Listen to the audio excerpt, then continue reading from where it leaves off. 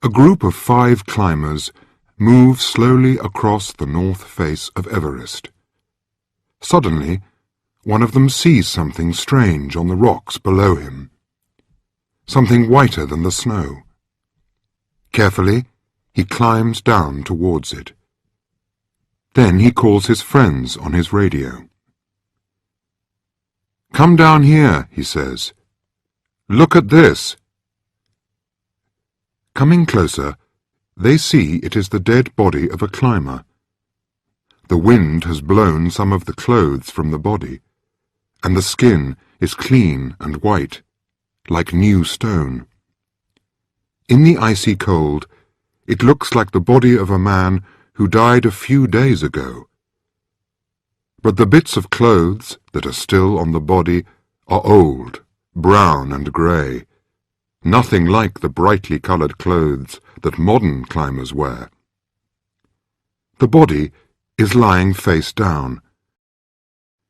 Above the head, the fingers of one hand are dug into the icy ground. One leg is broken in 2 places below the knee, and the other leg is lying over it. The body looks strong and healthy, they think, like the body of a runner or dancer.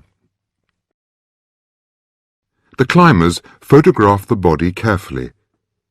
Then, very gently, they touch the dead man's clothes, the hobnail boots, the trousers and shirt made of wool. How little he was wearing, they think, on this icy cold mountain. "I walk out on the street in Seattle with more clothing than he had on," one of them says. Yet here they are, at 8,155 meters on Mount Everest, the highest mountain in the world. Who is this man? He can only be one of 2 people, they think. But which one? Then they find a name inside his shirt. George Lee Mallory, it says. But who is George Lee Mallory? Why are these climbers so interested in him? How did he die? And what happened to him before he died? Where is his friend, Andrew Irvine? And the most important question of all, was this man, George Mallory, the first man to reach the summit of Everest?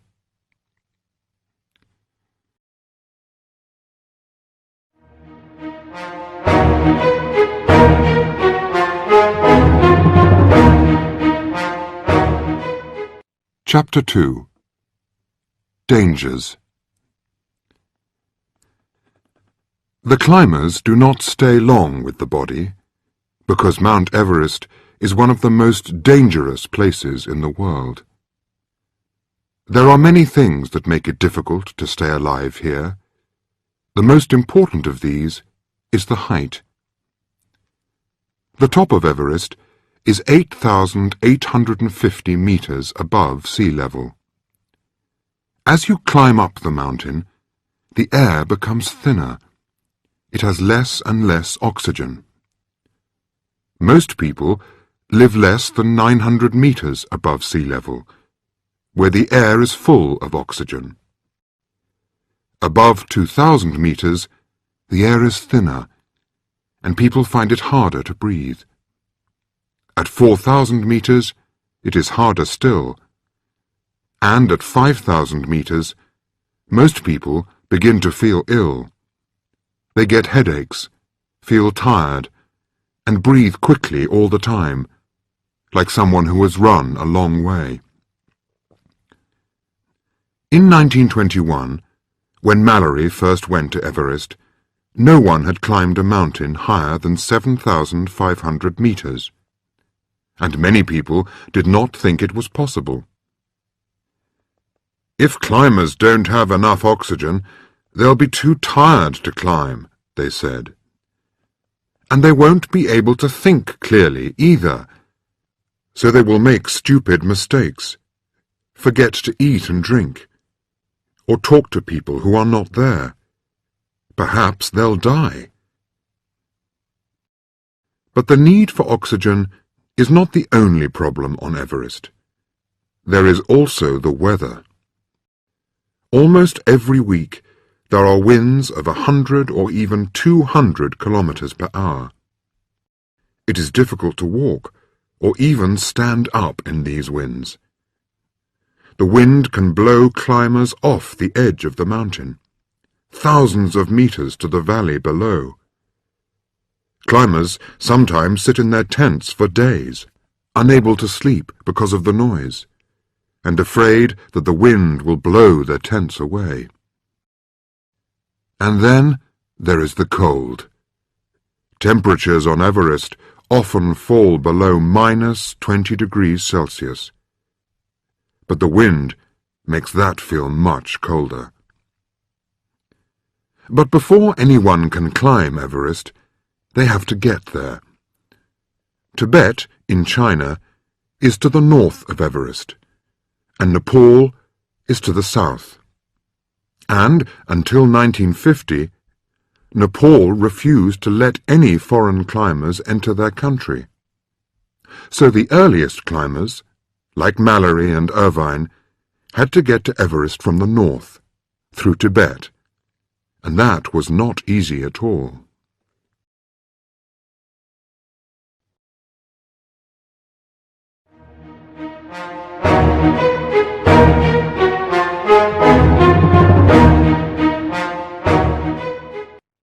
Chapter 3. Through Tibet to Everest, 1921. Until the early 19th century, nobody in the West knew about Mount Everest. People in Tibet knew, of course. They called it Chomolungma, Goddess Mother of the World. And to people in Nepal, it was Sagarmatha, Goddess of the Sky. But no one in Tibet or Nepal had ever climbed the mountain. They thought that was a very strange idea, and no foreign person had ever been so far into the Himalayas. But in the 1830s, a British soldier, called George Everest, was making maps in North India. He made the first maps of the Himalayas, and measured the height of some of the mountains. But Everest finished his work in 1843, and he never saw Chomolungma. The first British man to see the mountain was Everest's friend, Andrew Waugh. In 1852, Radhanath Sikdar, who worked for Waugh, said he had discovered the highest mountain in the world. It was measured carefully many times. Then, in 1856, Waugh said that this was the highest mountain in the world. He gave it the name of his old friend, George Everest, in 1865. But very few British people were able to enter Tibet or Nepal at that time. So it was not until 1921 that the first British expedition went to see if it was possible to climb the mountain. There were 9 British climbers on this expedition, and one of them was George Mallory. To get to Everest, the climbers had to walk 500 kilometers through Tibet. Their Tibetan porters carried everything they needed: food, tents, clothes, cameras, and climbing equipment. It was a long, difficult journey, which took a month.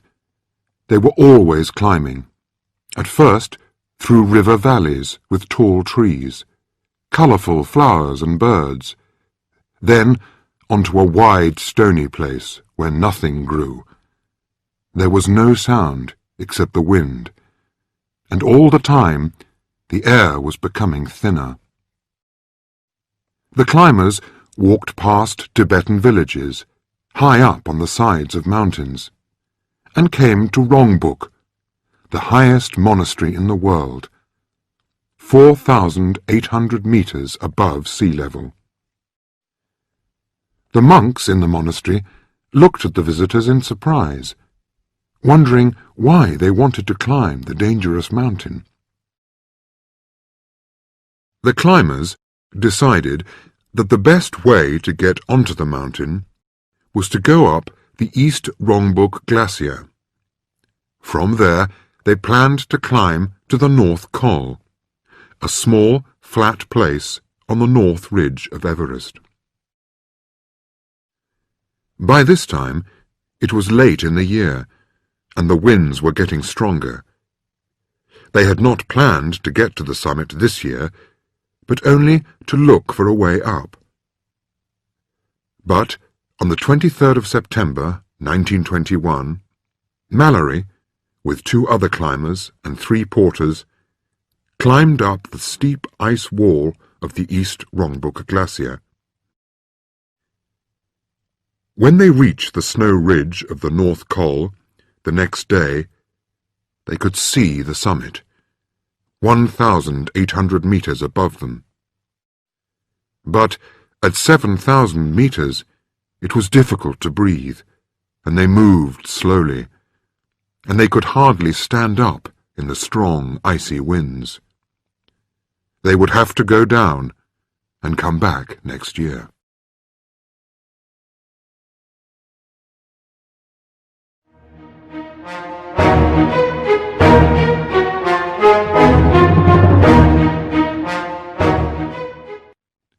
Chapter 4.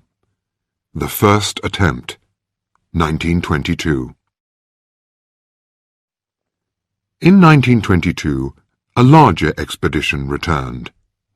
They brought oxygen with them this time, but the equipment was very heavy, and it did not always work. Many of the climbers wanted to climb the mountain on their own, if possible without help. So climbing with oxygen was not popular with most of the climbers. 4 climbers set out on the first summit attempt: Mallory, Morshead, Norton and Somerville. With 5 porters, they left Camp 4 on the North Col at 7 a.m. There was a terrible cold wind, and the climbers moved slowly, cutting steps in the snow for the porters behind them. They hoped to reach 8,230 meters that day. But at 7,620 meters, they were too cold and tired to go on. They found a place for Camp 5, and the porters left their loads here and went back down. The 4 men crawled into their 2 small tents to rest. But all night there was a high wind, and it was difficult to breathe or sleep. To get water to drink, they had to melt snow over a small cooker, which took a long time. Next morning, Morshead was ill, so Mallory, Norton and Somerville set out at 8 a.m., leaving Morshead alone in the tent. They moved slowly, stopping after every few steps to rest and breathe. As they climbed, their hobnail boots slipped dangerously on the stones and rocks. In the thin air, they felt tired, more tired than any of them had ever felt before.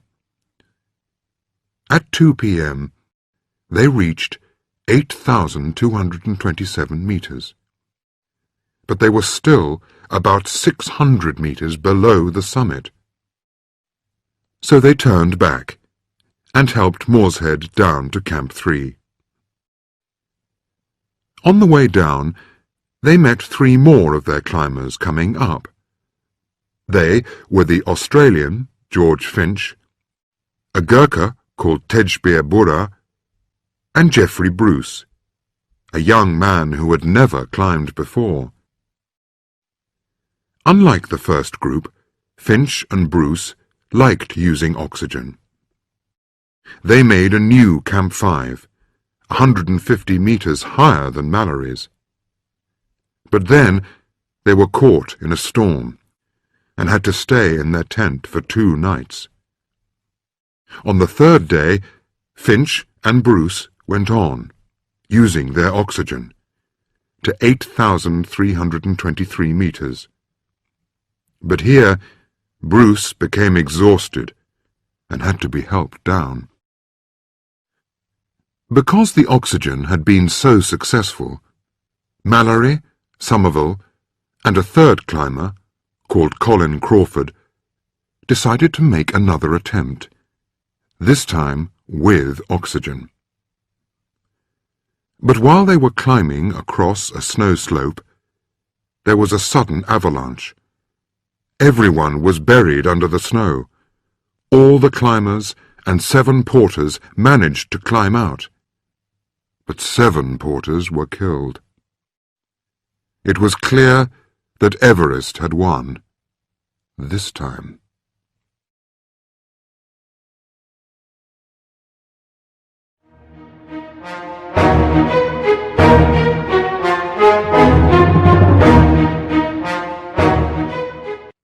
Chapter 5. Saving the Porters, 1924. The British climbers returned in April 1924. This time they planned to succeed. Edward Norton was the chief climber in the group of 12 men, and they had 150 Tibetan porters, both men and women, to help them. From base camp, the porters carried equipment up to camps 1 and 2 on the Rongbuk and East Rongbuk glaciers. One woman carried her 2-year-old child on top of an 18-kilogram load from 5,300 meters to 6,000 meters. Then she carried her child back down and offered to go up again. The next part was harder. On a cold, stormy day, Mallory, Irvine, and 2 other climbers set out with 20 porters to carry equipment from base camp to Camp 3. But the weather was terrible. A strong wind blew down off the mountain, straight into their faces.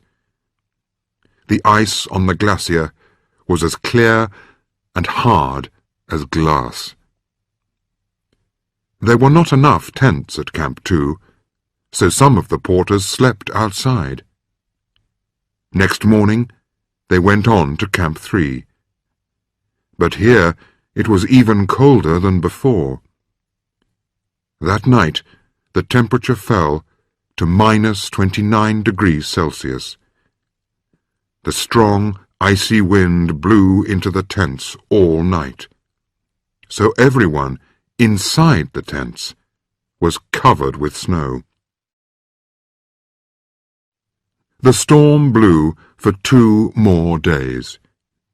Many of the porters lay in their tents, not caring about life or death. At last, the storm ended, and they all went down to base camp to rest. 3 men were seriously ill. Another had bad frostbite on both feet. The porters were unhappy and afraid. "The mountain is angry," they said. "It will kill us."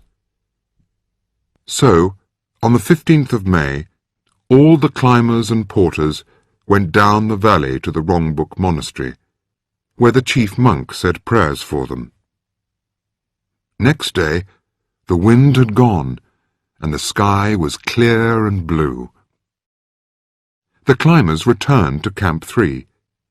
Then they started to climb up the steep ice wall to the North Col, to make Camp 4. And, once again, things went wrong. The ice was covered with new snow after the storm. There were many crevasses, deep holes in the ice, which were difficult to see under the snow. This was the place where 7 porters had died in 1922. This time 4 people set out: Mallory, Norton, Odell, and Lapkat Tsering. They climbed carefully, cutting steps in the snow. They crossed several deep crevasses. Then, just below the North Col, they came to a steep slope about 100 meters high. It was a dangerous place. The slope was covered with new, soft snow. At the foot of the slope was a wall of ice, falling hundreds of meters to the valley below. Mallory climbed slowly up the slope, while Norton and Odell held him from below on a rope. After half an hour, they reached the top and found a place for Camp 4. But all the climbers were tired. On the way down, the snow suddenly collapsed under Mallory's feet, and he fell into a crevasse. Only his ice axe, across the top of the crevasse, saved him. No one had seen him fall. He looked up at the sky, then down into the deep blue hole below him. One mistake here could mean death. Very slowly and carefully, he pulled his tired body up the ice wall and out onto the snow. When the climbers got back to Camp 3, they were all exhausted. Their heads ached, and they coughed all night in the thin, cold air. Next day, 3 more climbers, Somerville, Irvine and Hazard, and 12 porters, climbed the snow slope to Camp 4. Somerville and Irvine came down, leaving Hazard behind with the porters. That night it snowed heavily, and the temperature fell to -31 degrees Celsius. The exhausted porters shivered in their tents. All next day, Norton, in Camp 3, waited for them to come down. At last he saw them coming, black dots on the snow. But only 8 porters and Hazard arrived at Camp 3. 4 porters had turned back, afraid that they would fall. So now 4 porters were alone at Camp 4, and more snow was falling, making the steep slope more dangerous than ever. Without help from the climbers, the porters would die. All the climbers were tired and ill. Mallory and Somerville had bad throats and were coughing badly. It snowed heavily all night. But next morning, Norton, Mallory, and Somerville climbed slowly up towards Camp 4. It was difficult, dangerous work. They reached the snow slope and called out to the porters above them in words like these. "Are you alive?" the climbers asked. "Can you walk?" "Yes, sir," a porter answered. "But we're afraid. It's too dangerous. If we slip, we'll fall and die." "If you stay there, you'll die of cold," Norton said. "Wait there. We're coming to get you." Very carefully, Somerville climbed across the steep slope towards the 4 porters. He had a rope round his waist. Mallory and Norton held the rope from below to keep Somerville safe. But when he was 5 meters away from the porters, Somerville reached the end of the rope. "What do I do now?" he thought. "We have no more rope, and it will soon be dark." "Come across," he called out to the porters. "It's not far. Carefully, one at a time." The first two porters reached Somerville safely. Then they climbed past him, holding the rope, towards Norton and Mallory. Somerville looked at the last two porters. "Come on," he said. "It's not difficult. One at a time." But the porters were afraid, and both started together. A second later, they slipped and fell. They slid past Somerville down the slope, towards the valley, thousands of meters below. But then, a few meters from the edge of the slope, they stopped. "Don't move," Somerville said. "Just wait for me."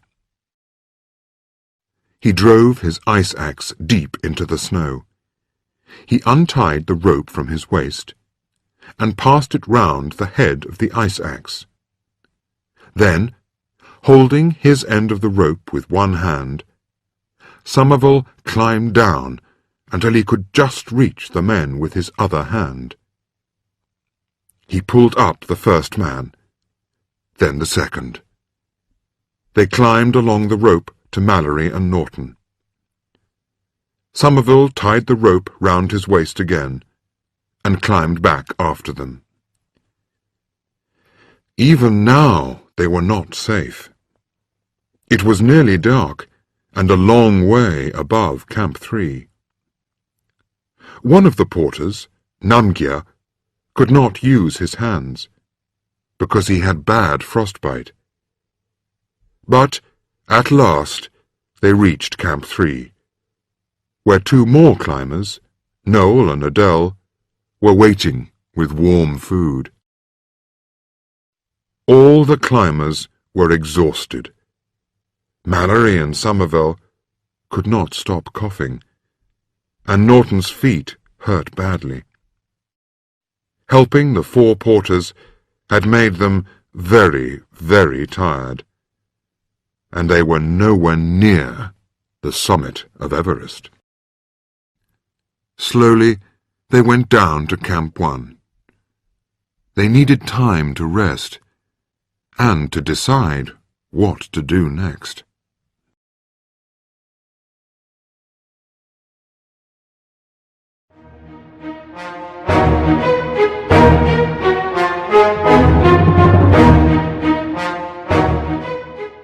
Chapter 6. Somerville and Norton, 1924. Norton decided that two pairs of climbers would try to reach the summit without oxygen.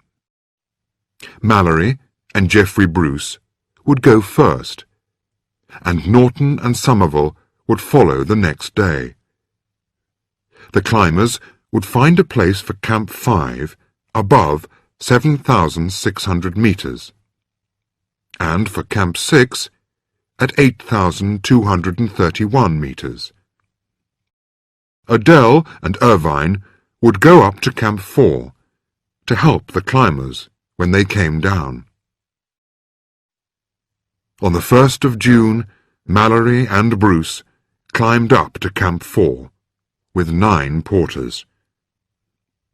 The next day was clear and sunny, but above the North Col they met a terrible icy wind. It was difficult to stand, hardly possible to walk. Only 5 porters continued with Mallory and Bruce. At 7,600 meters, they found a place for 2 small tents on a steep slope. Camp 5. All that night they shivered in their sleeping bags, while the wind tried to blow their tents into the air. Next morning they were all ill. Only one porter was able to go on. Sadly, they decided to come down. As they went down, they passed Norton and Somerville, with 4 more porters, coming up. These men reached Camp 5 and spent a better night there. The wind was less strong, and they managed to cook, eat, and sleep. It was very, very cold, and in the thin air, with no oxygen, it was difficult to move. But next morning, 3 porters, Napbu Yishe, Lapka Chedi, and Semchumbi, were ready to go on.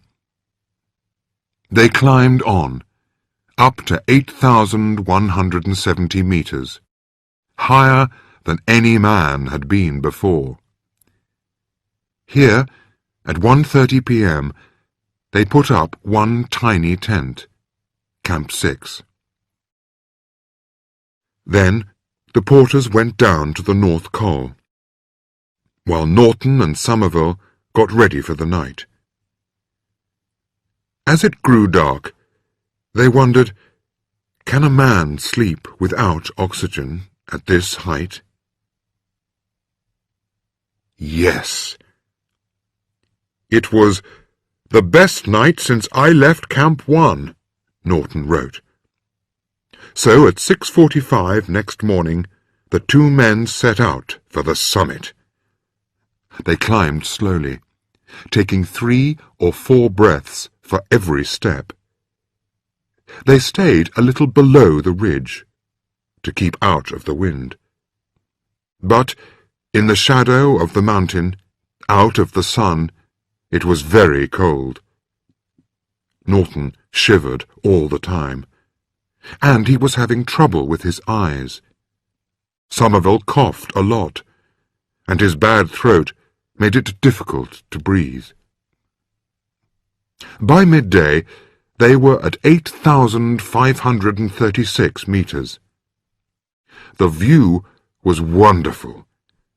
They were above the clouds, with a sea of mountains below them.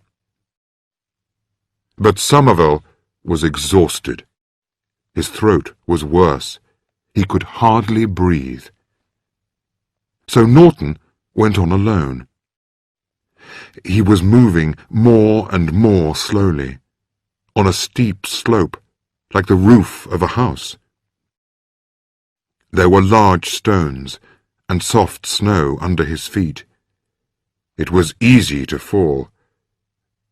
And below him, 2,743 meters straight down, in the thin, clear air, was the East Rongbuk Glacier and Camp 3.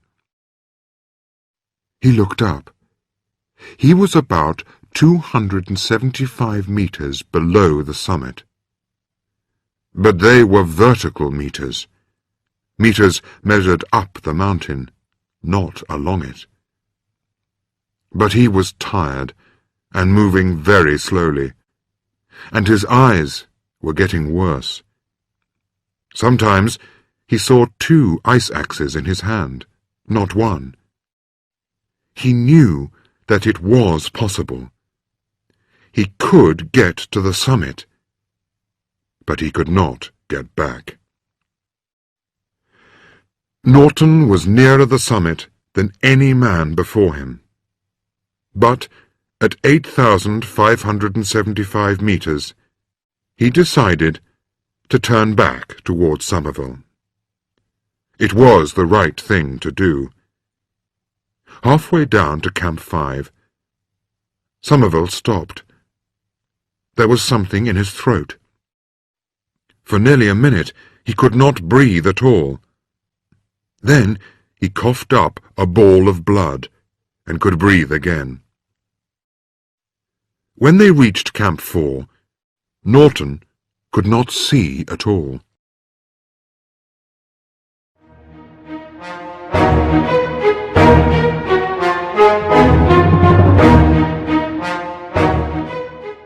Chapter 7. Mallory and Irvine, 1924. But, to Norton's surprise, there were two more climbers at Camp 4, Mallory and Irvine. Mallory had decided to try again, with oxygen this time. Irvine was young, and he had not climbed many mountains, but he understood the oxygen equipment better than anyone. So Mallory decided to climb with him. On the 6th of June, they set out for Camp 5. 8 porters carried food and oxygen. Next day, they went on to Camp 6 with 4 porters. There, Mallory sent them back down with a note to Noel, who was filming the expedition. "Dear Noel, we'll probably start early tomorrow, 8th, in order to have clear weather. It won't be too early to start looking out for us, either crossing the rock band under the pyramid or going up Skyline at 8 p.m. Mallory wrote p.m. but meant a.m.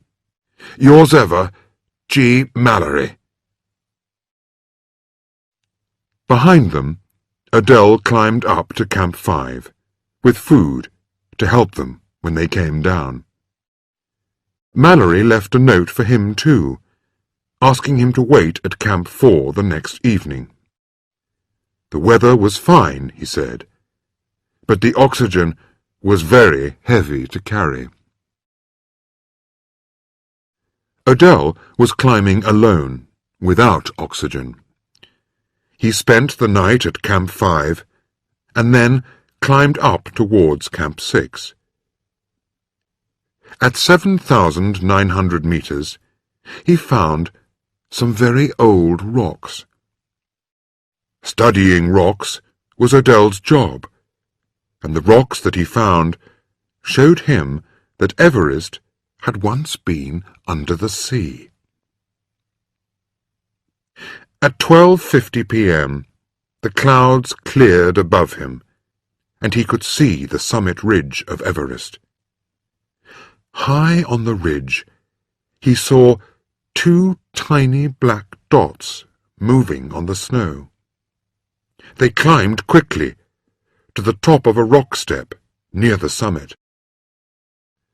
Then the clouds came back, and they disappeared. It was Mallory and Irvine, climbing strongly towards the summit. But Adele thought they were a little late. Was there enough time for them to get to the summit and then down to Camp 6 that night? He climbed up to Camp 6 and left some food for them in the tent. Then he climbed higher towards the summit, calling out for them, but no one answered. He wondered what to do. He wanted to stay, but the tiny tent at Camp 6 was too small for 3 men. So, at 4:30 p.m., he went down. By 7 p.m., he was in Camp 4. The next day was the 9th of June. Adele was worried. When he looked up the mountain, he could see the tents of Camps 5 and 6, but nothing and nobody was moving. So Adele, with 2 porters, climbed up again to Camp 5. There was a strong wind all night. The porters shivered in their tent, and next morning they refused to move. So Adele went on alone, up to Camp 6. But no one was there. The tent was closed. The food was still there. Mallory and Irvine had disappeared. For 2 hours Adele climbed on, above Camp 6, towards the summit. What was he thinking? Mallory and Irvine were probably dead. But perhaps, just perhaps, one of them was still alive, badly injured up there. Perhaps he could see something, or find something, and return with some answers. But he saw nothing, and found no bodies. Sadly, he turned back. At Camp 6, he went into the tent and pulled out 2 black sleeping bags. He put them on the snow in the shape of a T. It was a message to the others, far below, that Mallory and Irvine were dead. But what happened to them? Did they reach the summit before they died? Or did they turn back, like Norton and Somerville? No one knows. When Odell last saw them, it was already 12:50 in the afternoon. But they were moving quickly, he said. So perhaps they went on to the summit, and then were too tired to find Camp 6 before dark. Perhaps, in the darkness, one of them fell, and the other died trying to help him. Perhaps they both fell together. Or, perhaps, with no more oxygen, they were just too cold and tired to move any more, and lay down in the snow to sleep. It was 75 years before some of these questions were answered.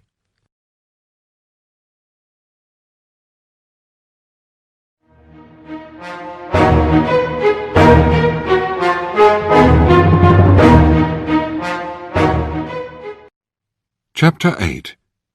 To the South Col, 1953.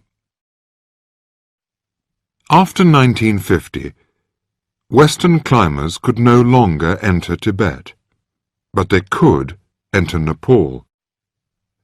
In 1951, a British expedition went to the southern side of Everest for the first time, and in 1952, a Swiss climber called Raymond Lambert made an attempt on the summit with Tenzing Norgay. Tenzing was one of the Sherpa people of Nepal, who are excellent climbers and know the mountains well.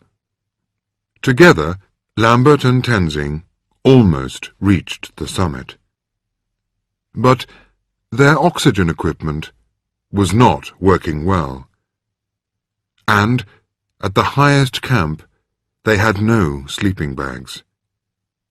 So, at 8,597 meters, just a few meters higher than Norton had gone in 1924, they turned back.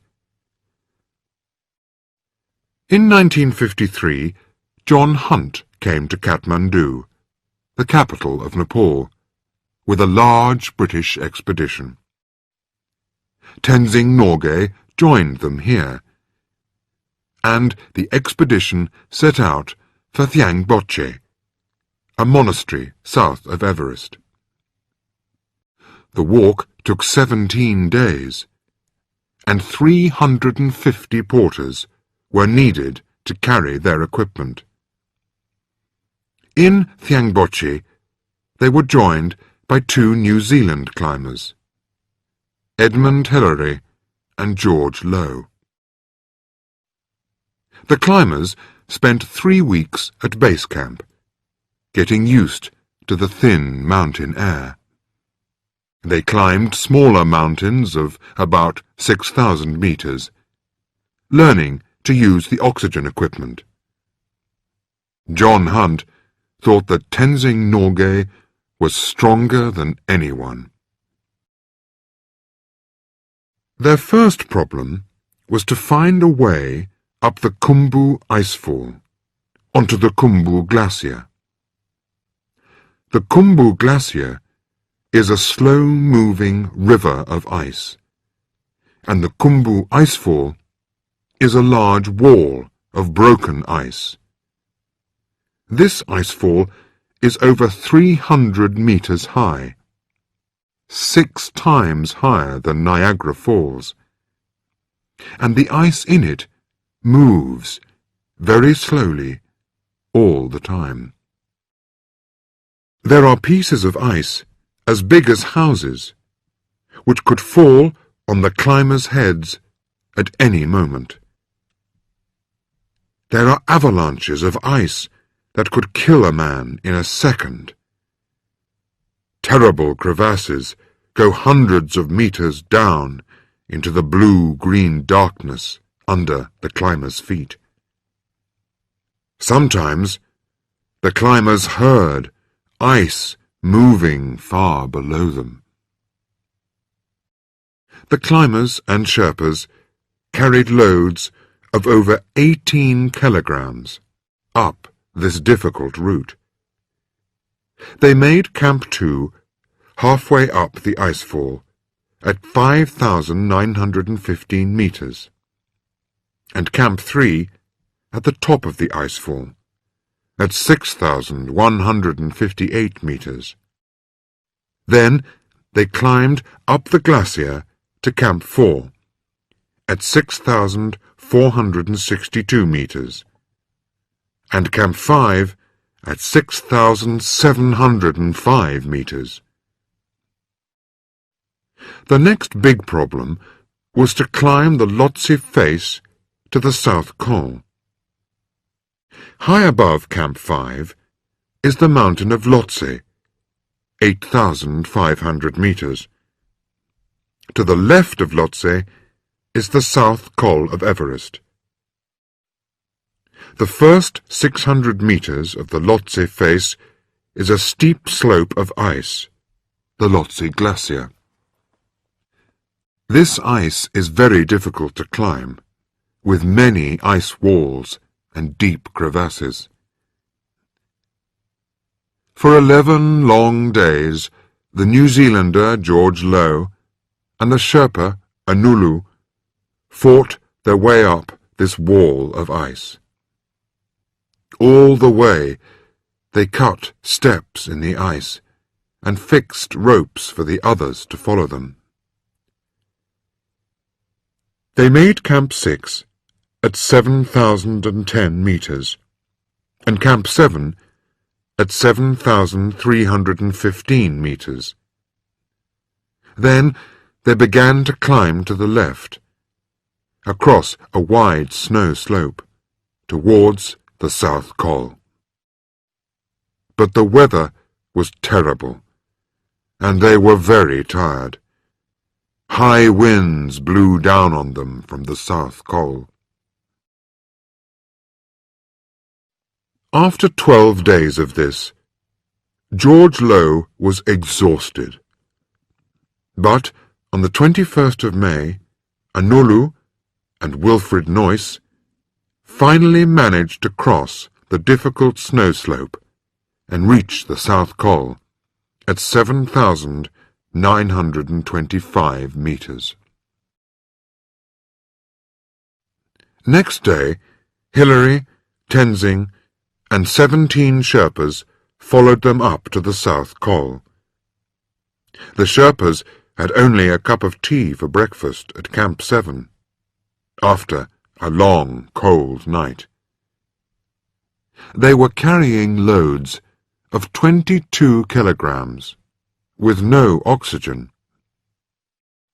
At the South Col, they made Camp 8.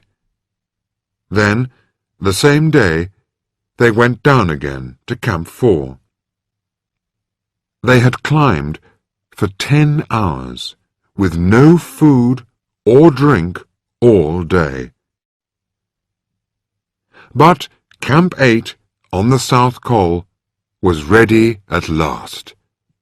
Now the attempt on the summit could begin.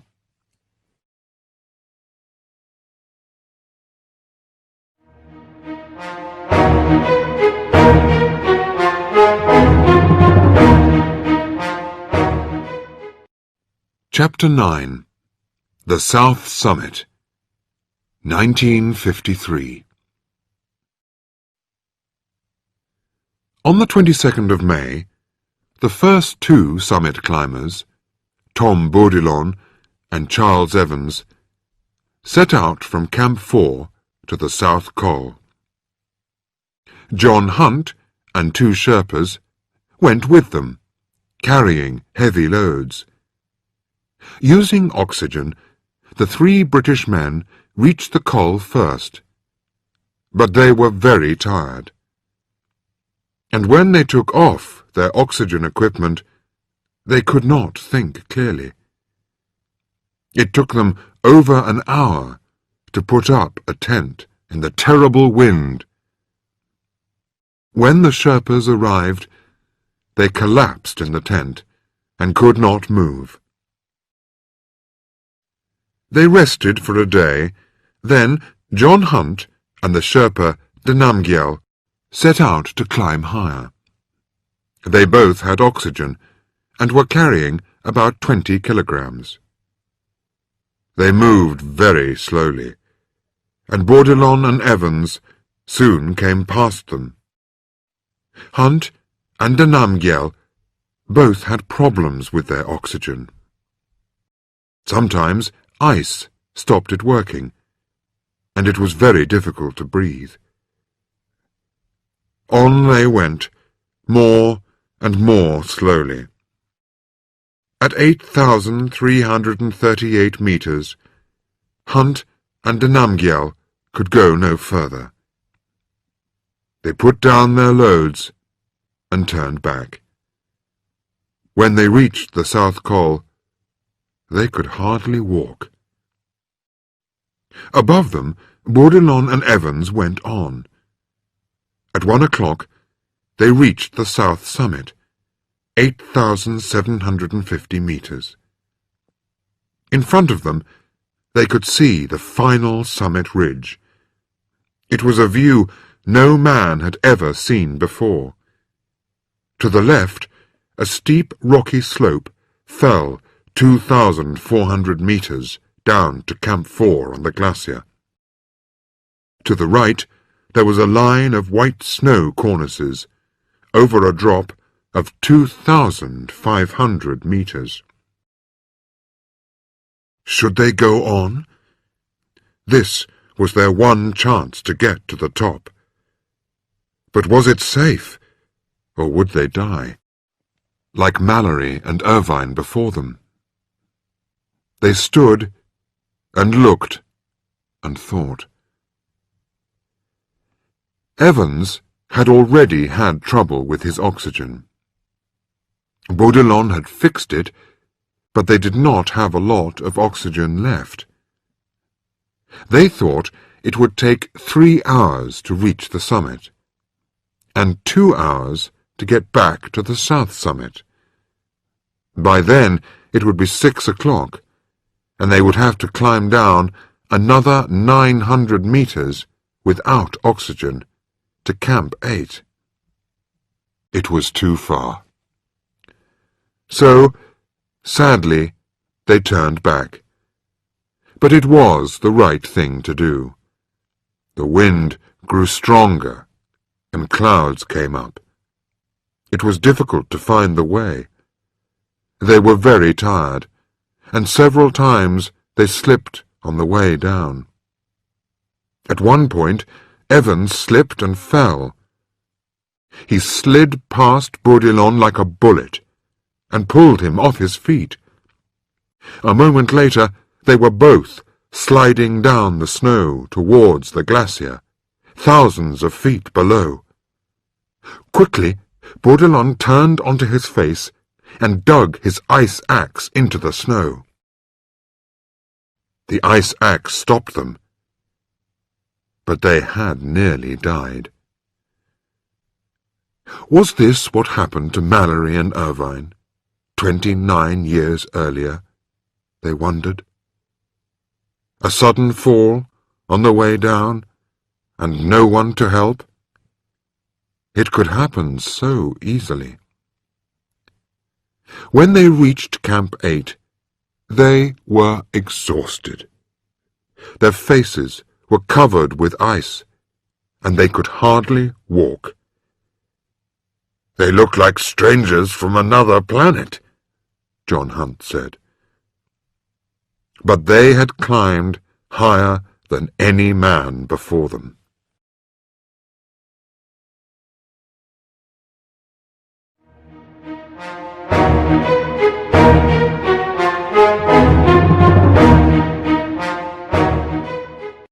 Chapter 10. On Top of the World, 1953. Hillary and Tenzing were already at Camp 8, together with John Hunt, de Namgyel, and Ang Temba. Gregory and Low were there too, with 3 more Sherpas. But the weather was bad. A terrible wind blew straight across the South Col, and the temperature fell to -25 degrees Celsius. Hillary said that it was one of the worst nights he had ever lived through.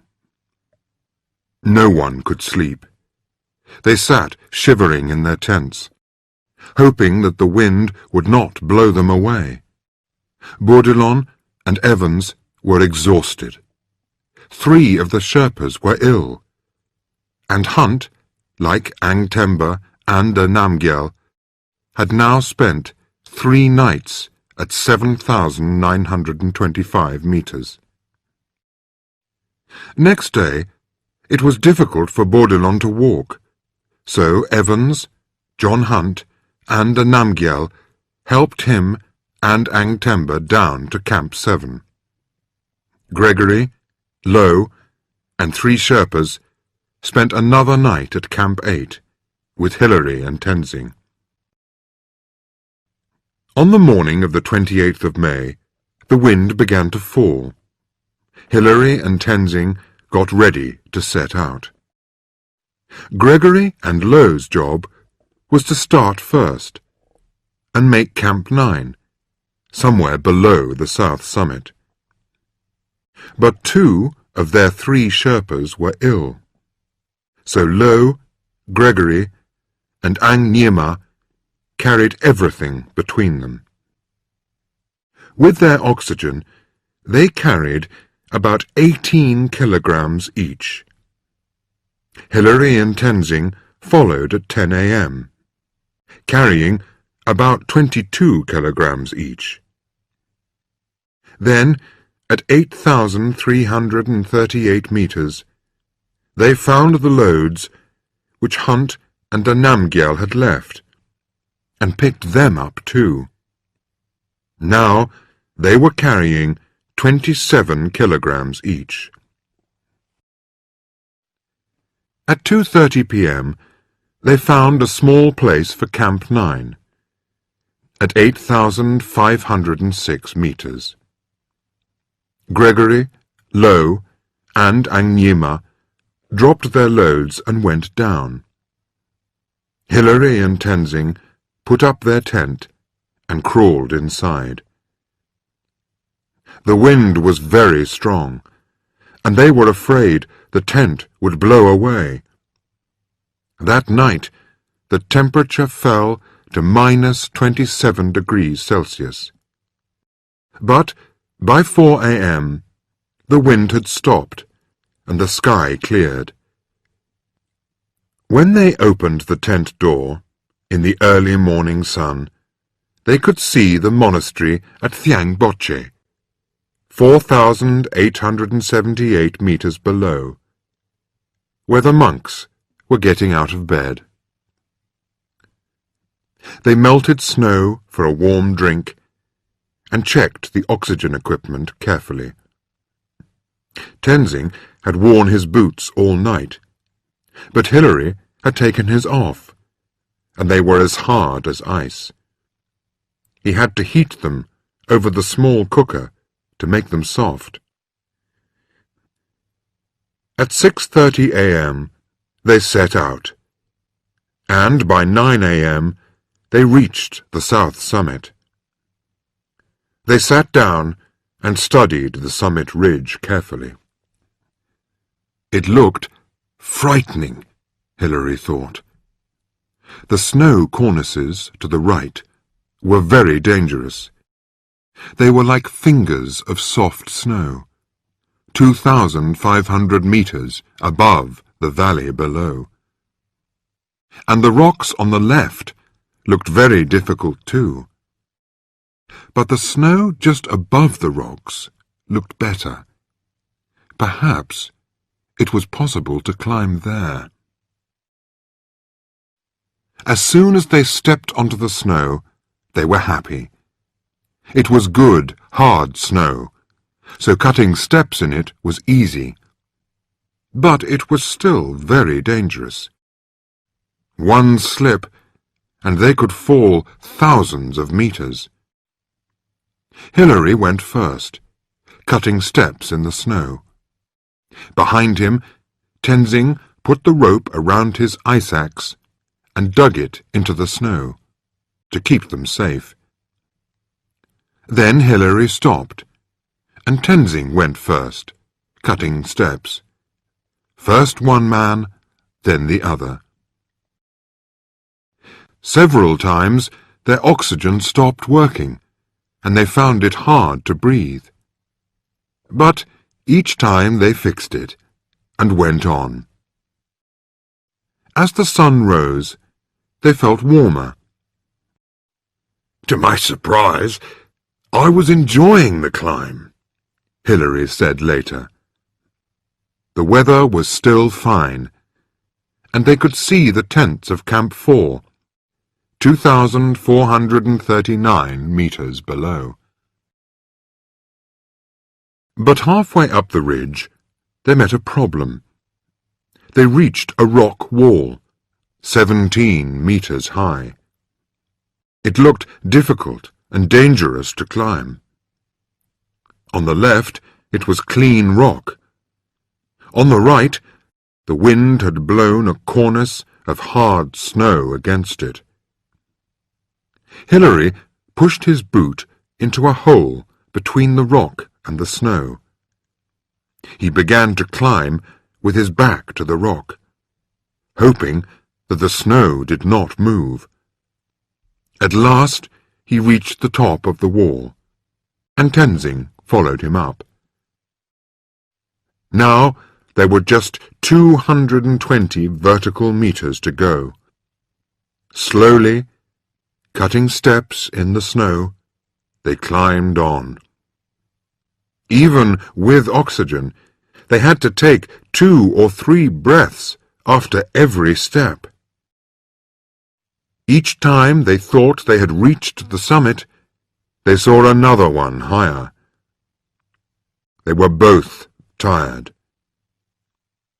The ridge seemed never-ending, Hilary wrote later. But then, quite suddenly, it did end.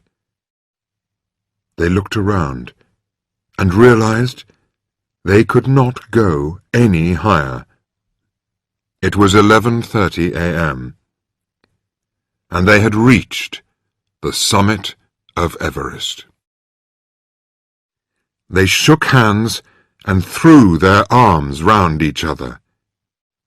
Hilary took out a camera and took a picture, the picture, of Tenzing on top of Everest, the highest man in the world. On his ice axe, Tenzing had the flags of Great Britain, Nepal, India, and the United Nations. Hilary took pictures of the view, north, south, east, and west. Tenzing made a small hole in the snow. In it he put some sweets, a pencil, which his daughter had given him, and the flags from the ice axe. Hilary made a hole too, and put a small crucifix in there. They gave these things to the mountain Chomolungma, goddess, mother of the world. They were on top of the world. But were they really the first men who had ever been there? For a few minutes, Hilary and Tenzing searched to see if Mallory and Irvine had left anything up there 29 years ago. They found nothing, but that was not surprising. Every few days there is new snow on the mountain. Every month winds of over 150 kilometers per hour blow across the top of Everest, adding more snow, burying what was there before. After 15 minutes, they turned back. They needed to get down before they used all the oxygen. They went carefully. It would be stupid to have an accident now. An hour later, they were at the south summit. By evening, they were with George Low at the South Col. Next day, they were down at Camp 4. Only 2 men had reached the summit. One from New Zealand, one from Nepal. But everyone in the expedition was happy. They had done something no one had ever done before. But each man in the expedition had needed the help of all the others.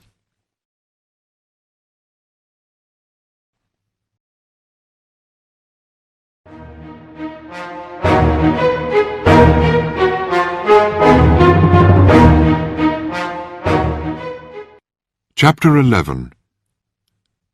One Man Alone, 1980. Since 1953, many hundreds of men and women have climbed Everest, most of them in large expeditions. Some groups have been very large indeed. In 1975, a Chinese expedition with 400 people managed to send 9 climbers to the summit. They left a small metal tripod there, fixed to the rock. In 1985, a Norwegian expedition sent 17 people to the top. All these climbers, like Hilary and Tenzing, needed the help of many others. Almost all of them used oxygen, too. People have climbed Everest from the south, north, and west. But the first climber to climb the mountain all alone, with no oxygen at all, was Reinhold Messner. In 1978, 2 climbers, Reinhold Messner and Peter Habeler, joined a large German-Austrian expedition, climbing from Nepal. Most of the expedition were using oxygen, but Messner and Habeler decided to climb without it. After the success of Hilary and Tenzing in 1953 using oxygen, Messner said, the whole world thought that this must be the only way. But the early climbers did not think so. In 1924, Norton climbed to 8,575 meters with no oxygen. So, Messner thought, perhaps it is possible to climb 273 meters more. He tried twice. The first time, he reached the South Col with 2 Sherpas. But they were caught in a terrible storm. Their tent nearly collapsed in the wind, and they spent 2 nights without eating or drinking before they came down. But a few days later, Messner tried again, with Peter Habeler, and In 10 hours, they climbed from the South Col to the summit, with no oxygen at all. But back at the South Col, they were very ill. Habeler had a terrible headache. Messner had taken off his goggles to make a film, and the bright snow had hurt his eyes. Just like Norton in 1924, he lay in his tent all night, unable to see anything. The two men needed help to climb down from the South Col next day. 2 years later, in 1980, Messner began a new attempt. This time, he went through Tibet, like Norton and Mallory in 1924. But Messner did not take a lot of heavy equipment and hundreds of porters. He just went with his girlfriend, Nina, and 2 Chinese people came with them to show them the way. They started at the same place as the British base camp in 1924. Then, with 3 yaks, they climbed to Camp 3, at 6,500 meters, on the East Rongbuk Glacier.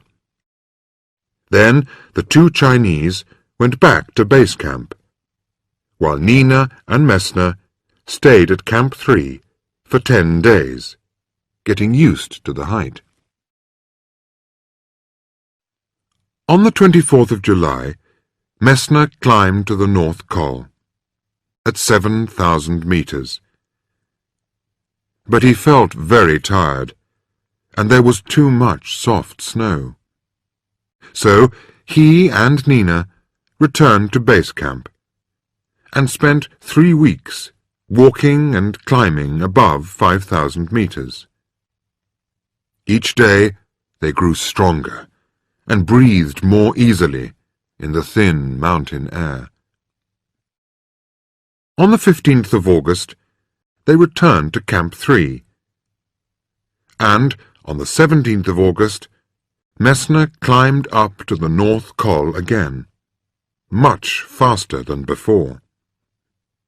Now he was ready, he thought. He came down to Camp 3 to sleep. That night he ate and drank and slept for a while. Then he got up, dressed carefully, and packed his rucksack with everything he needed. Food for a week, a small cooker, tent, sleeping bag, camera. He had a head torch to see in the dark, 2 ski sticks, crampons, and a strong, light ice axe. He touched Nina's face gently with his lips and stepped out of the tent into the night. "I shall be thinking of you," she said sleepily. "Bye-bye." "Bye-bye." The words came out of the night, and then he was gone. An hour later, he nearly died. When he was 500 meters above the camp, the snow suddenly collapsed under his feet, and he fell into a crevasse. His head torch went out, and everything was dark. He had decided not to take a radio with him. Now he was frightened. He could see nothing, and it was not possible to call for help. Then the torch came on again. He was standing on a snow bridge about 1 meter square, above a deep black hole. He looked round. There was a small ice ridge to the left, going up. But to climb that, he needed crampons on his boots, and his crampons were in his rucksack. Very carefully, he got them out and put them on. Carefully, he reached forward across the crevasse with his arms. Then he stepped across onto the ridge. Right foot first, then left. The crampons held in the ice. Slowly, he climbed up, out of the crevasse, into the night. Far below, Nina was still sleeping in the tent. He climbed on, up to the North Col. As the sun came out, the clouds and mountains turned from dark blue to yellow and then pink. There was good, hard snow under his feet. He climbed quickly, taking 50 steps, then resting, then taking 50 more. The ski sticks made climbing easier. As he climbed, Messner thought about Mallory and Irvine. They had come the same way up the mountain, long ago. They had oxygen, but their clothes and equipment were much heavier than Messner's. Mallory and Irvine had no light tents and sleeping bags, no crampons, no ski sticks. But when Odell last saw them, they were high up on the North Ridge. 2 tiny black dots on the snow, going strongly. Did they reach the summit, he wondered, or did they die before that? Far below him, Nina stood outside the tent, watching Messner climb higher and higher.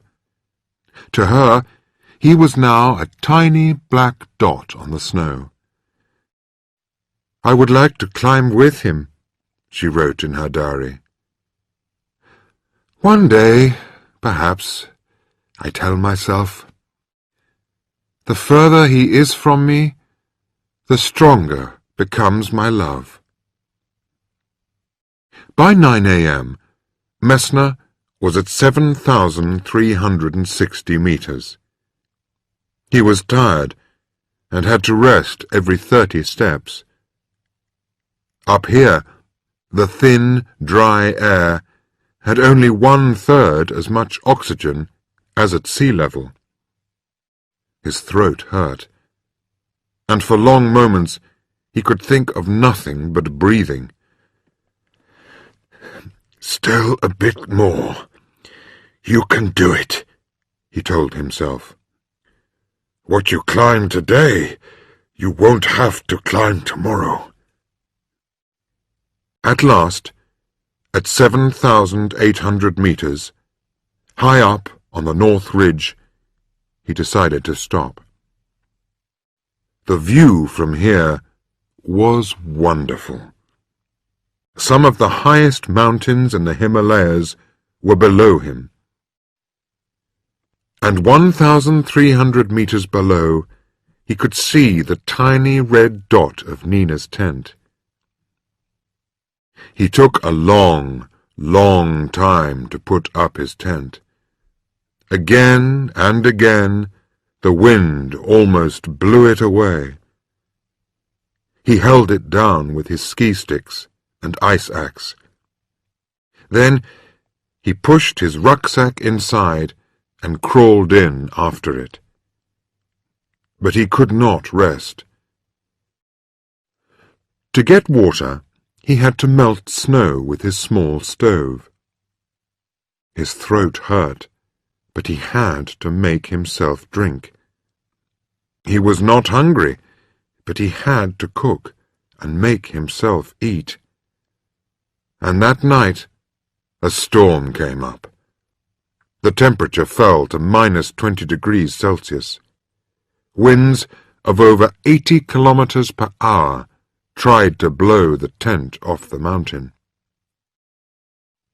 Next morning, the wind had fallen, but Messner felt terribly tired.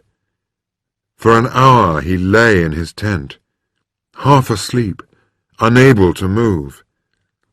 Every small thing, making a drink, eating, putting on his boots, was hard work. He had to argue with himself. "You must go on," he told himself. Then, a minute later, "Why don't I go down?" But he knew the answer to that. "I wanted to make the climb. I still want to." He took the tent down and packed his rucksack. The sky was blue. The sun was shining. But as he set out, the clouds and wind came back. His legs were tired, and his 18-kilogram rucksack seemed heavier than before.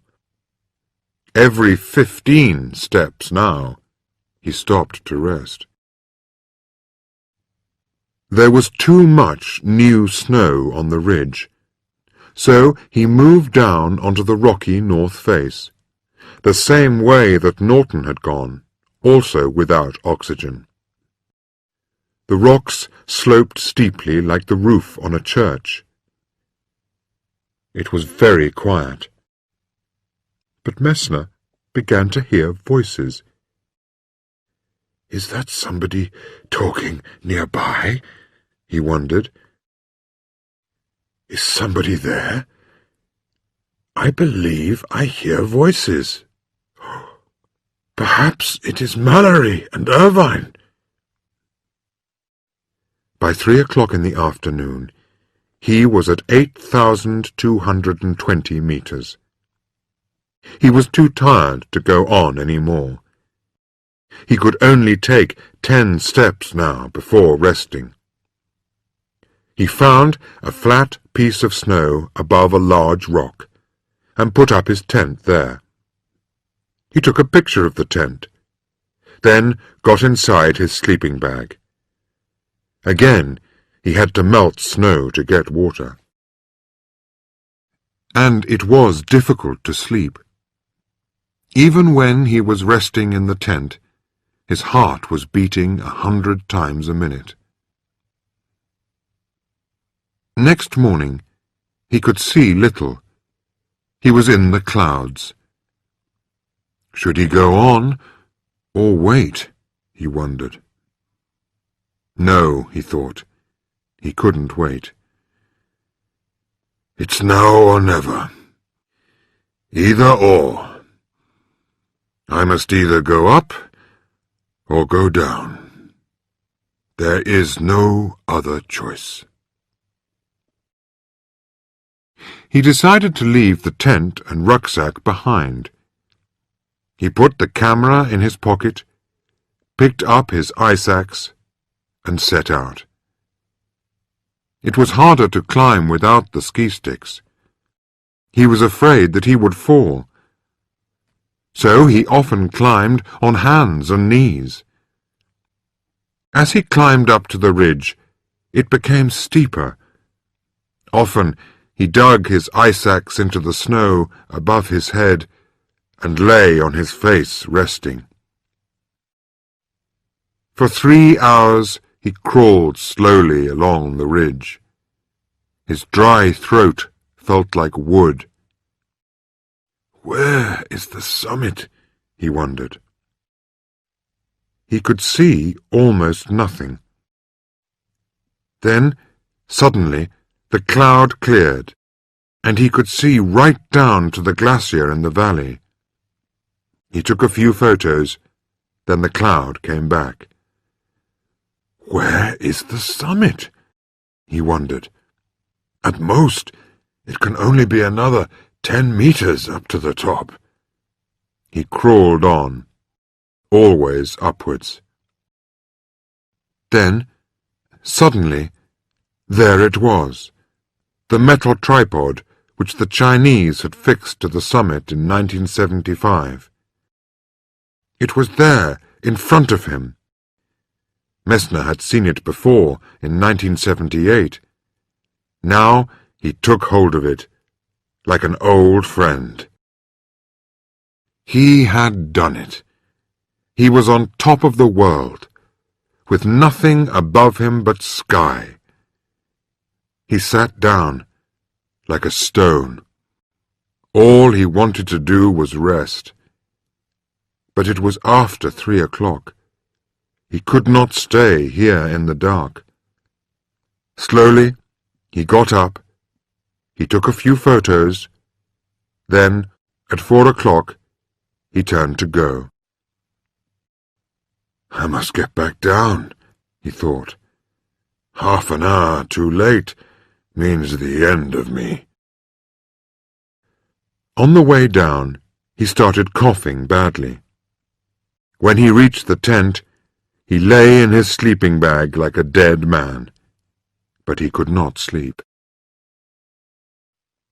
He melted a little snow to drink, but ate nothing. Next morning, he left the tent where it was. Carrying the ski sticks and rucksack, he came down the mountain like a man walking in his sleep. Twice he slipped and fell. Each time he turned on his face and dug his ice axe into the snow. Then, suddenly, on the glacier, he saw Nina standing in front of him. Resting on his ski sticks, he looked at her. Was she really there? Yes, she was. "Reinhold, how are you?" she said. She ran towards him. Messner fell to his knees. He was crying. Nina held him in her arms. "Everything's okay, Reinhold," she said. "You are all right. The camp is over there." "Where are all my friends?" he asked. "I'm your friend. I'm here, Reinhold.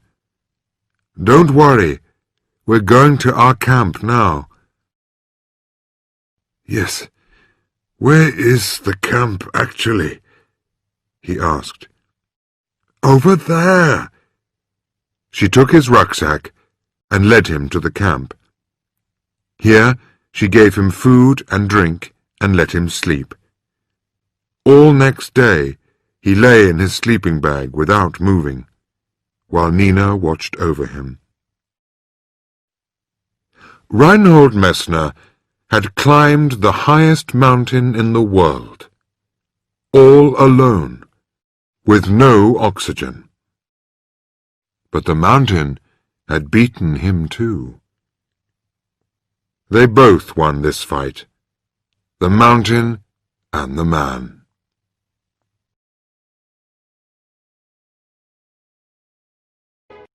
Chapter 12. The Final Question. By 1999, many people, both men and women, had climbed Everest. They came from the USA, India, China, Japan, Italy, and many more countries. One climber, Göran Kropp, from Sweden, rode his bicycle to Everest, climbed the mountain without oxygen, and rode home again. But still, nobody had found an answer to the question, what happened to Mallory and Irvine? A climber called Jochen Hemleb became interested in this problem in 1988. He studied the problem for years, and his bedroom was full of books and photos of Everest. But with every new piece of information, there were new questions.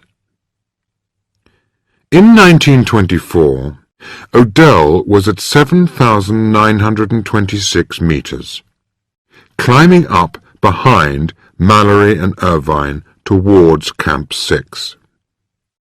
At 12:50 p.m., the clouds cleared and O'Dell could see the summit ridge of Everest above him. High up on the ridge, he saw two tiny black dots moving on the snow. They were moving quickly. He saw them climb a rock step on the ridge. Then the clouds came back, and they disappeared. There are 3 rock steps on the northeast ridge. The first step, the second step, and the third step. The second step is much harder to climb than the first and third steps. It is a steep rock wall, like the front of a ship. But it is only about 250 vertical meters from the summit. And the third step is even closer. So the first question is, which of the 3 steps were Mallory and Irvine climbing when O'Dell last saw them? In 1924, O'Dell said it was the rock step at a very short distance from the base of the final pyramid, and both of them climbed quickly to the top of it. It is difficult to climb the second step, but much easier to climb the third step, and the first step is quite a long distance from the summit. So, at 12:50 p.m., Mallory and Irvine were probably at either the second step or the third step, only a very short distance from the summit. If that is right, did they stop there? Probably not. All the difficult parts of the climb were behind them. They had oxygen, and O'Dell said they were moving quickly. So did they reach the summit before they died? Many people think it is quite possible, but others think O'Dell made a mistake. He only saw them for a moment, they say. He probably saw them climb the first step, much further from the summit. Reinhold Messner agrees. Mallory did not climb the second step, he says. O'Dell saw them on the first step. So who is right? And how can we know? In 1933, a British climber found Irvine's ice axe at 8,460 meters, just below the first step. But why was it there? Did he put it down, or drop it in an accident? And did this happen on the way up, or the way down? No one knows. In 1960, a Chinese climber found an old wooden tent post and rope, like those used in 1924, just below the second step. And in 1979, a Japanese climber met another Chinese climber, Wang Hongbao, on the mountain and heard a strange story. 4 years earlier, Wang said he had found a body, an English dead, near the Chinese Camp 6, at 8,100 meters. Was this Mallory, perhaps, or Irvine? The Japanese climber wanted to ask more questions. But the very next day, Wang himself was killed in an avalanche. So the questions continued. In 1999, Jochen Hemleb was part of an expedition that set out to find some answers. From Tibet, they climbed slowly up the East Rongbuk Glacier to Camp 5, just under the northeast ridge. At 7,900 meters, one climber, Andy Politz, reached the place where Adele had last seen Mallory and Irvine far above him. Where had they actually been when he saw them? Politz looked up. He could clearly see each of the first, second, and third steps. "You are really close to them at that point," he said. "And there was only one place that was a very short distance from the base of the final pyramid. And that was the third step, the one nearest the summit." He took a lot of photographs and video film to make this clear. The 5 climbers reached Camp 6 near the place where Wang Hongbao had seen the English dead. On the 1st of May, 1999, they set out to find the body again. They climbed across a steep snow slope, some going up, others down. It was a dangerous, frightening place. A strong wind made it easy to fall. After half an hour, they had found the bodies of not 1, but 6 dead climbers. All the dead bodies had broken arms or legs, and the climbers knew that at any moment they could fall and die too, like the men before them.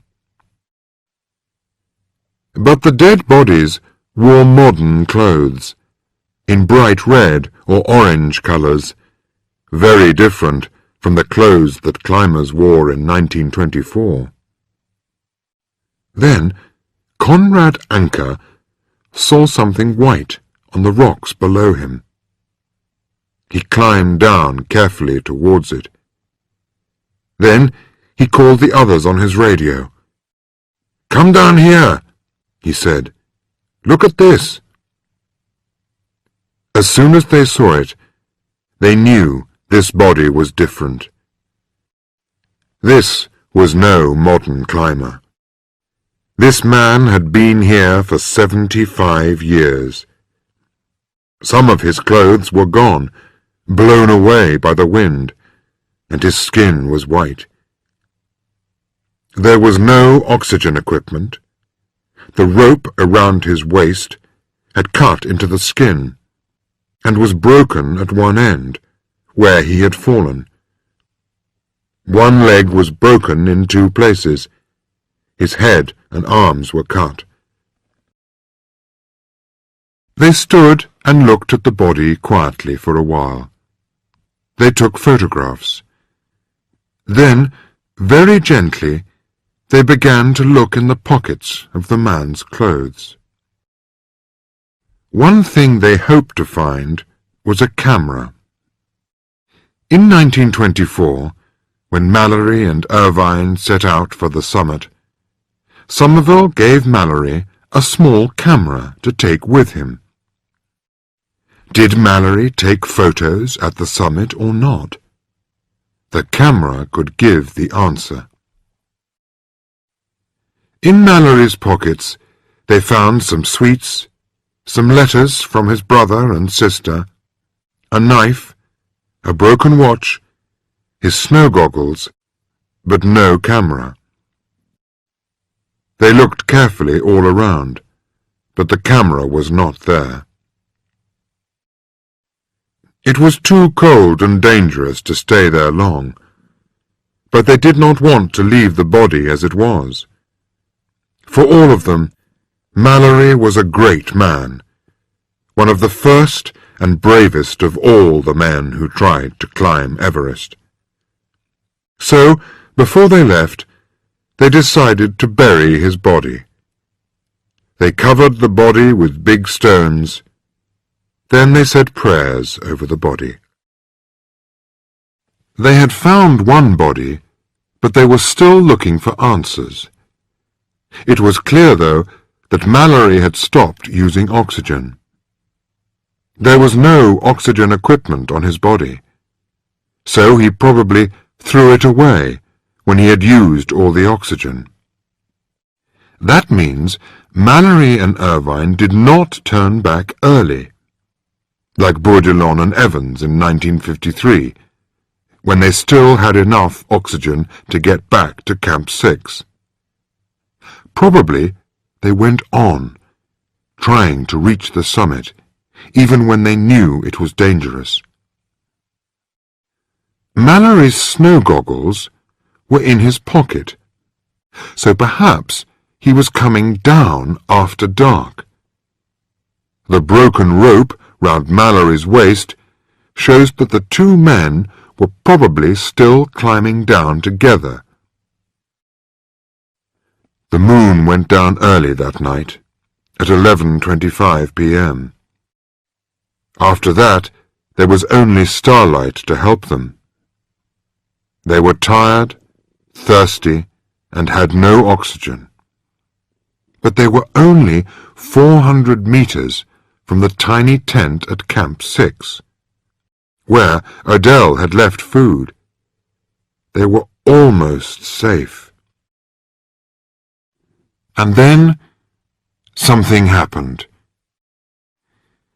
Perhaps something like this. They are climbing down together in the dark. Irvine is going first. Mallory is behind. Suddenly, Mallory slips and falls. Irvine tries to save him, but the rope breaks. Mallory falls faster and faster.